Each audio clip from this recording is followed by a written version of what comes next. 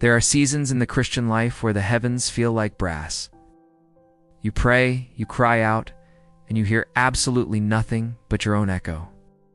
You start to wonder if you've done something to drive him away, or worse, if he was ever really there to begin with. The silence is deafening. But I want you to know that the silence of God is not the same as the absence of God. In fact, silence is a significant part of his sovereignty. We see this all throughout the Bible. David, a man after God's own heart, spent half his time asking, "How long, O Lord? Will you forget me forever?" He didn't hide his frustration, brought his lament to God.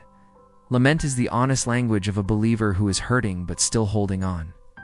In Psalm 13, David is raw. He feels abandoned. But by the end of the prayer, he says, "But I have trusted in your steadfast love."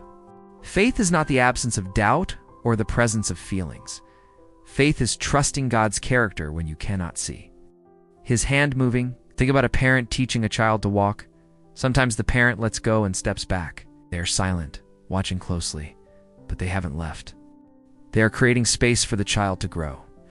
God uses silence to prune our dependence on emotional highs and root us in the truth of His Word. Your feelings are a terrible compass for reality. Just because you don't feel close to God doesn't mean He has moved an inch. Hebrews 13:5 contains a promise that should be tattooed on your soul. I will never leave you nor forsake you. That never is absolute. It covers your darkest depression, your loudest doubts, and your most lonely nights. He is a covenant-keeping God.